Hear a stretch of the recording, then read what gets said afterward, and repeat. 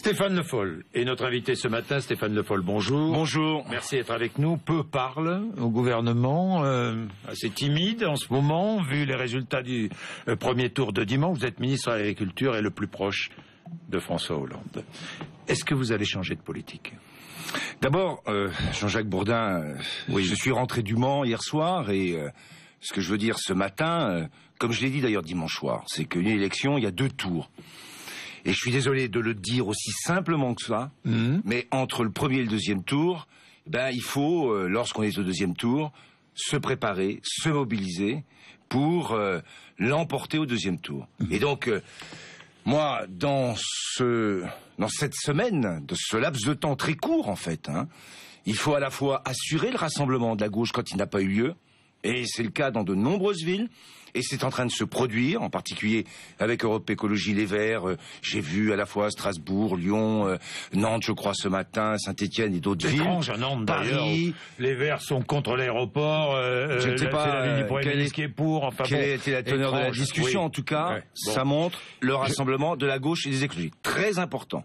Quand il y a la dispersion, il faut le rassemblement. C'est le premier point. Puis deuxième point, c'est la campagne et c'est la mobilisation.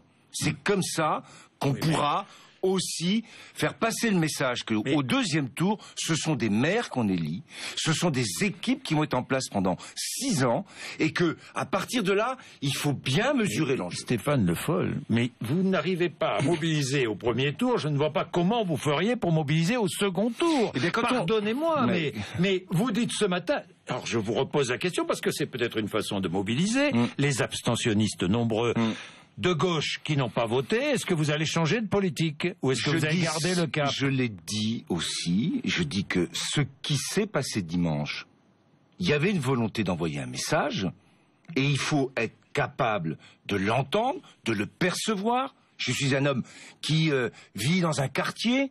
Je mesure tout à fait les difficultés. J'ai parfaitement mesuré l'effort qu'on a demandé. Et je sais ce que les gens aussi attendent. Donc ça, je l'ai entendu. Ça veut dire que vous allez changer de politique ? Je n'ai pas à décider de changement de politique. J'ai à faire passer le message que je ne suis pas quelqu'un qui n'entend pas, que je ne suis pas quelqu'un qui resterait insensible à ce qui est dit. Mais ça veut dire quoi ? Mais je n'ai pas, je suis ministre de l'Agriculture, candidat. On est entre le premier et le deuxième tour, je mobilise. Est-ce qu'il faut changer de politique ? Mais en plus, c'est beaucoup plus... rien en politique n'est affaire de zigzag. Tout est affaire de cohérence et en même temps, même si on a une cohérence, on doit être capable d'entendre, d'écouter et d'adapter. J'ai toujours eu cette ligne-là et je la garde au soir du premier tour comme au soir du deuxième tour. Mais aujourd'hui, entre le premier et le deuxième, ma responsabilité, quand je viens ici, c'est de dire aussi à tout le monde que dimanche, ce sont des maires et des équipes qu'on va élire. Dans des villes où il y a des politiques qui sont conduites. Et qu'on me dise pas que la gauche et la droite, et je ne parle même pas du Front National, c'est la même chose. Dans les politiques municipales, il y a des enjeux de services publics, il y a des enjeux de crèches, il y a des enjeux d'éducation et d'école. Est-ce que vous avez eu le président de la République ? Non, je n'ai pas eu le président de la République. Non ? Pas de téléphone, rien. Des petits messages, mais ça n'a pas de conséquences. Bien. Est-ce qu'il va s'exprimer juste après le second tour des municipales ? Je n'en sais rien. Et je n'en dirai rien parce que je n'en sais rien. Intervention télévisée, oui ou non ? Je n'en sais rien, Jean-Jacques Bourdin. Est-ce que vous souhaitez qu'il intervienne ? C'est lui qui décidera. Alors est-ce que vous souhaitez, vous ? Je n'ai pas non plus là vous ne souhaitez position. Rien, vous n'avez aucune position, aucune idée. Moi, je souhaite qu'une chose, rien du tout. Vous êtes d'être dans cette campagne mobilisé jusqu'au deuxième tour. On tirera des conséquences après le deuxième tour. Et c'est pas moi qui les tirerai, c'est le président de la République, le Premier ministre, le gouvernement. Est-ce qu'il faut qu'il envoie un signe fort ? Je ne sais pas, moi, après le second tour. Si le second tour confirme les mauvais résultats du premier... Ben, on va attendre, Jean-Jacques Bourdin. Un journaliste est toujours plus pressé. Non, je suis pas pressé. Je comprends. C'est pas moi qui suis suis comprends. J'ai compris. Ce sont les Français qui sont pressés. J'ai parfaitement compris. Ce sont les Français qui sont inquiets. Eh bien, ce sont les Français qui vous ont désavoué, Stéphane Le Foll. C'est dimanche prochain, le deuxième tour. Voilà. Oui. J'en suis là, pour ce qui me concerne. Oui. Donc le président de la République ne réagira pas, ça c'est normal, avant le second tour, mais ensuite nous verrons quoi. Il verra, il choisira. Bon, il paraît qu'il est en train de négocier une émission télévisée sur TF1, encore TF1 d'ailleurs. Pas quels sont les étranges liens qui le lient à TF1, mais bon. Vous avez des informations que je n'ai pas. Moi, c'est les informations que je vous donne. Je ne les ai pas.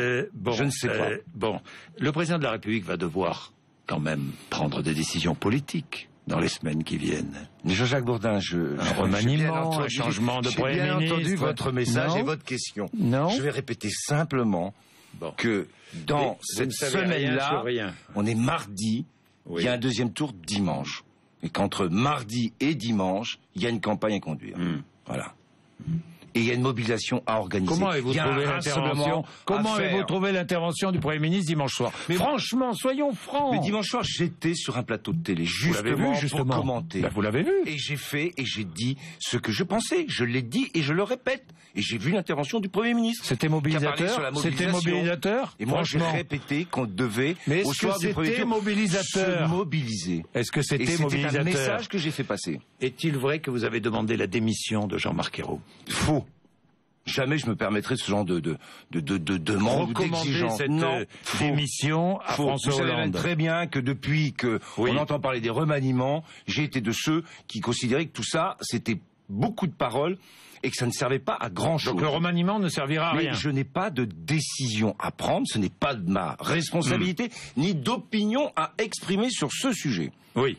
Ça ne vous concerne pas, ça et finalement ça ne vous intéresse pas. Quoi. Les inconnus, ceci ne nous regarde pas. Oui, Stéphane Le Foll, et puis finalement ça ne changerait rien, quoi, si je comprends bien. Ah, je pense que sur des questions qui sont liées à des sujets politiques, liés à tout ce qu'on a évoqué, tout ce qui a pu être passé comme message, il y a des questions qui sont posées qui dépassent la simple organisation gouvernementale. Mais vous savez quel est le message? Le seul message entendu dimanche soir, le fameux Front républicain. C'est la seule politique que vous proposez avant le second tour? Sur le Front National, le Parti Socialiste, hier par la voix d'Harlem Désir et dans le cadre du Bureau National, a pris des positions qui sont claires et depuis longtemps. Et je pense qu'il faut rester simple. Simple. On doit éviter et tout faire pour que des villes ne basculent pas au Front National. C'est la ligne. On l'applique. Et on l'a fait appliquer. Et lorsque, sur des considérations locales, certains candidats se maintiennent, il n'y a pas à investir ces candidats au nom du Parti Socialiste. Il faut qu'on soit simple et clair. Mais mettez-vous à la place de ces candidats qui vous disent, à Béziers, à Perpignan, nous ne serons plus représentés au conseil municipal si nous ne sommes pas présents au second tour. Oui, j'ai parfaitement entendu ce message. Mais si je prends un certain nombre d'exemples, pour être à quelques points possibles, pour avoir un ou deux élus dans une municipalité, c'est pas ça qui permettra non plus, je le dis tranquillement, à certains de nos camarades de faire de la politique au niveau local. Du PS. Mais je n'ai pas de décision à prendre puisque c'est les décisions du Parti Socialiste. Moi, je reprends la ligne du PS et je pense qu'il faut rester simple et clair. Et ne pas chercher à compliquer les choses. C'est déjà assez compliqué comme ça. Donc le message politique, c'est le rassemblement de la gauche et des écologistes. Et pour le Front National, on empêche et on fait tout pour éviter que des villes basculent au Front National. Donc on est bien d'accord, à Marseille, dans le 13e et 14e secteur, le maire sortant socialiste doit s'effacer. Pourquoi? Je vous pose la question. Moi, je reste sur la ligne que je viens... Il doit s'effacer à Marseille? Je viens d'expliquer. Et ça a été demandé. Est-ce qu'il doit s'effacer? Ça a été demandé à l'échelle nationale. Oui ou non? Mais je vous répète la même chose. Très bien. Mais pour quel point? Parce que moi, je ne suis pas là simplement pour dire, voilà les principes politiques. Mais je suis là aussi pour essayer de tirer des conséquences logiques. J'ai regardé, ça a déjà existé d'ailleurs, des votes avec des villes Front National. On découvre pas tout ça. Je le rappelais tout à l'heure qu'en 2002, je me souviens ce qui s'est passé. Donc le Front National, il existe. Il est là depuis un certain temps. Mais ce que je dis, quand je regarde ce qui est proposé, à la fois, soi-disant, la baisse des impôts, mais en même temps la création de police municipale, de la vidéosurveillance, c'est-à-dire des dépenses supplémentaires, il faudra qu'on m'explique comment on va faire pour équilibrer des budgets. On le fera en supprimant. Ça a été le cas. Pendant des années, là où le Front National avait été aux responsabilités, tout ce qui était les aides qui étaient apportées à la vie associative, à la vie culturelle, à l'école, je le rappelle quand même, Et donc je le dis simplement pour mettre en garde et dire que ça justifie pour nous la position qui est prise de tout faire pour éviter alors, que le Front National à ce propos, le festival quitterait Avignon, c'est ce que dit le directeur du festival, si le Front National gagne la ville d'Avignon. C'est démocratique hein, de dire cela ou c'est... Mais je ne sais pas ce qu'il a dit le directeur parce qu'il paraît qu'ensuite il a dit... enfin, il a dit qu'en 2014 il aurait lieu, mais qu'après non. Je ne sais pas quelle est la position qu'il a prise exactement au final. J'imagine, je connais un tout petit peu. Moi, je vais pas souvent à Avignon ni au festival. J'y ai été quelques fois. Je connais la population qui y va, hein, tous ceux qui sont attachés au théâtre. Et tout ça. Bon, je comprends que à partir du moment où la municipalité deviendrait une municipalité Front National, il y aura sûrement des questions qui se poseront à tous ceux qui vivent de la culture au nom justement de l'humanisme et surtout du respect de l'autre, de l'idée toute simple que chacun doit avoir droit à une expression, qu'on doit respecter tout le monde. Et on doit respecter le Front National aussi, non ? Est-ce que j'ai dit quelque chose qui vienne dire comme ça que je ne serai là que pour dénoncer ? Je dis que je le dénonce pour des raisons objectives. Il y a quand même une grande question posée derrière tout ça. Bien, le pacte de responsabilité, parce que finalement c'est le cœur de la politique conduite actuellement par le président de la République, vous êtes bien d'accord ?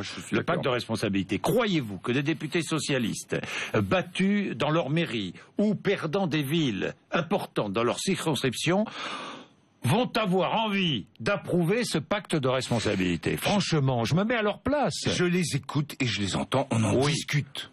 Qu'est-ce qui se passe aujourd'hui ? Vous avez vu la colère sur BFM, de M. Glavany, la colère d'autres, il n'est pas seul. Oui, il n'est pas seul, mais vous savez, j'ai quelques mails qui me sont envoyés de temps en temps. Oui, j'imagine. Mais moins que vous. Oui. Sur cette question-là. Moi, ce ne sont pas les politiques qui me les envoient. Non, je sais, ce sont les Français. Mais ça m'arrive aussi d'avoir des mails de Français. J'imagine. Mais moins que vous, c'est ce que je dis. Donc, sur cette question, on est dans une économie qui a connu les difficultés que l'on connaît encore. On en sort. Ce matin sur BFM, pendant que j'attendais avant l'émission, j'ai vu ce qui était dit sur la reprise. Elle est là et clairement là. Comment on fait pour accompagner cette reprise et donner toutes les capacités aux entreprises d'être compétitives et donc de créer de l'activité et donc de l'emploi? C'est le pacte de responsabilité. C'est l'enjeu qui est sur la table aujourd'hui. Vous ne changerez pas. Ce matin, Pierre Laurent disait il faut changer de politique, terminer le pacte de responsabilité et il faut imaginer une autre politique plus redistributive, plus tournée vers les services publics, plus... je le dis, rien dans une politique ne serait pire que le zigzag. Il faut garder cette cohérence. Donc vous gardez la cohérence, et en même temps, Jean-Jacques Bourdin, je vous l'ai dit, on peut et on a une responsabilité sur comment on ajuste par rapport aux enjeux et par rapport à ce qui s'est passé et ce qui a été dit par les Français. Voilà ce que je dis. 50 milliards d'euros à trouver, toujours. Hein. Ce sont des économies qui sont liées à la fois à des objectifs de réduction de déficit budgétaire et de financement sans toucher à l'impôt, justement, du pacte de responsabilité. Bon, 50 milliards qu'on n'a toujours pas trouvés, il va falloir savoir où on les trouve. Ça fait depuis le 14 janvier que j'entends parler du pacte de responsabilité. Si vous êtes déjà, et je le sais, sincère et honnête, ce qu'on a fait comme effort depuis que nous sommes arrivés, justement pour réduire les déficits budgétaires, on les a fait. Donc il ne faut pas non plus... Et vous allez continuer. On va continuer, pas parce que c'est un objectif en soi. Ce qui m'énerve dans cette discussion, c'est qu'on avance avec ces 50 milliards comme si c'était un enjeu en soi. C'est pas ça l'enjeu. C'est d'essayer de faire en sorte que la France limite et diminue son endettement, diminue son déficit budgétaire et fasse en sorte qu'elle retrouve un équilibre économique et social durable. C'est ça l'enjeu. C'est pas autre chose. Et qu'on ne dépende plus par l'endettement des marchés financiers. Oui. Moi, quand je revis ces 2 premières années de présidence de François Hollande, je m'aperçois qu'on a voté des lois sur l'histoire de la colonisation, sur le mariage pour tous, sur, etc., etc. Vous n'avez pas oublié l'essentiel, franchement, depuis 2 ans. Vous avez vu, Jean-Jacques Bourdin, que... Franchement, vous, je sais que vous êtes pragmatique. Dans l'ordre des questions que vous avez posées, vous avez commencé par le pacte de responsabilité. Et vous avez eu raison. Oui. Et après, vous êtes venu sur les questions sociétales. Sauf que le pacte de responsabilité est arrivé au bout de près de 2 ans. Non, je suis pas d'accord. Ah bon? Parce que le crédit d'impôt, compétitivité emploi, et le rapport Gallois, il existait avant. Vous avez commencé on a commencé par la retraite. La défiscalisation des heures supplémentaires. Oui, énorme bêtise, non? Et non, je vous rappelle que les heures supplémentaires qui étaient en quelque sorte subventionnées à hauteur de 4 milliards d'euros, dans une période où le chômage dépassait 10%, est-ce qu'on peut continuer à mettre 4 milliards d'euros quand on a 10% de chômeurs? C'est ça la question. Alors, et quand on n'avait pas de croissance. Bon, donc on a essayé de faire des choix pour équilibrer les budgets et mettre le paquet sur la compétitivité et sur l'emploi. Je n'oublie pas l'emploi. Les emplois d'avenir, on n'en parle plus, il y en a 150 000. C'est 150 000 jeunes qui aujourd'hui ont un emploi qui n'en avaient pas. Non, mais Stéphane, et la courbe du chômage sur les jeunes a été inversée d'ailleurs. Alors, une dépêche me parvient. Michel Sapin, le ministre du Travail, admet qu'il faut changer de politique pour tenir compte de la colère exprimée contre le gouvernement. Donc, alors, la dépêche AFP, je ne sais pas de quand elle date, puisque j'ai vu des déclarations de Michel Sapin, c'est pas tout à fait celle-là. Ah bon? Non, il n'a pas dit ça. Alors, je vais reprendre ce que dit Michel Sapin, alors. Voilà, vous l'avez sous les yeux, je vous la montre. C'était sur RTL ce matin, écoutez, à 8h moins 10. Je reste sur une cohérence. Oui.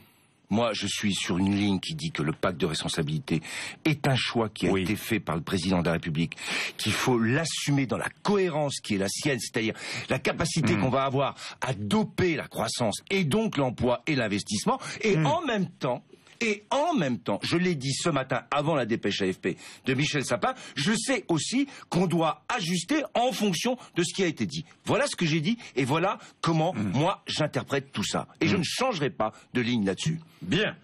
Stéphane Le Foll, qui est anti-libéral, anti-mondialisation, anti-capitaliste, anti-grandes entreprises? Mais c'est le Front National aujourd'hui. N'est-ce pas pour cela que beaucoup d'électeurs de gauche vont voter pour le Front National? Je pense que dans ce débat, il y a pour le Front National ce que j'ai appelé un jour ici, je crois, un angle mort des choix qui sont faits. C'est-à-dire qu'une fois qu'on fait la liste, et vous l'avez faite, et vous devriez rajouter la sortie de l'euro et la sortie de l'Europe. Oui. Une fois qu'on a dit ça, c'est vrai qu'on peut considérer... Postulat de base, on est en crise, on est dans l'Europe, il suffit de sortir de l'Europe et on sortira de la crise. C'est ça la logique qu'il y a derrière. Première chose à dire aux Français, lorsqu'on était où il n'y avait pas l'Europe, est-ce qu'il n'y avait pas de crise? Lorsqu'il y avait des frontières, est-ce qu'il n'y avait pas de crise? Eh bien, lorsqu'il n'y avait pas l'Europe, qu'il y avait des frontières, il y a eu des crises et des crises majeures. Je ne vais pas rappeler celle de 1929 et d'autres après. Donc, premier élément de réponse de l'angle mort, c'est que, comme quand on tourne en voiture, il y a un moment où, avec le rétro, on ne voit pas arriver la voiture, qui va venir vous percuter. Ça, c'est le premier point. C'est pas vrai.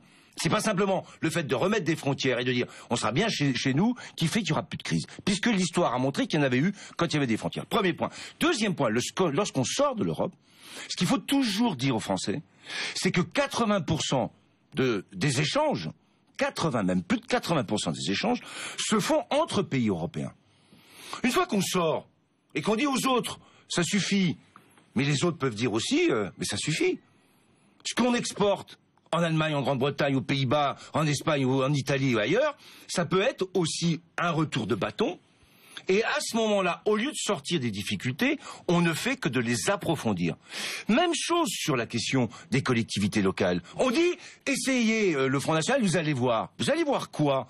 Dans les programmes du Front National, c'est ce que je disais tout à l'heure, il y a des contradictions majeures. Les gens s'en apercevront. Si je le dis ce matin, on va me dire, oui, bien sûr, ils racontent toujours la même chose. Je le dis, mais avec une logique. Vous dites d'un côté, on va complètement baisser les impôts, tout le PS et tout ça, ils ont fait que de la dépense. D'accord?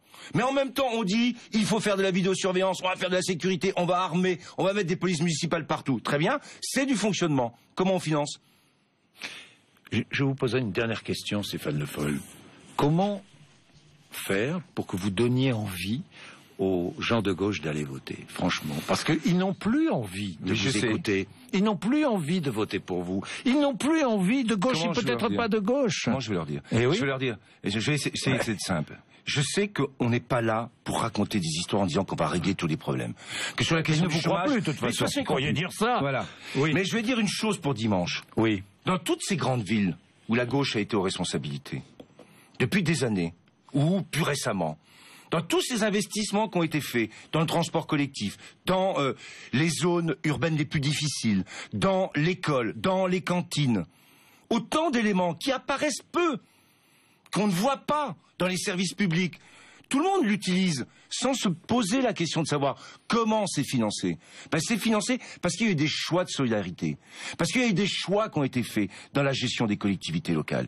Et c'est ça que je voudrais simplement rappeler. Dimanche, il y a cette dimension-là, très concrète, très locale, mais très importante pour la vie du quotidien. Gardez ça en tête. Après, vous ferez votre choix. Je suis pas là pour raconter d'histoire, ni faire du baratin. On est dans une situation difficile. On redresse. Il faudra encore plus de justice, mais en même temps, dimanche, c'est du local. C'est très important. Bien, merci. 8h57, Stéphane Le Foll, notre invité. Jean-Pierre Raffarin sera à votre place demain matin.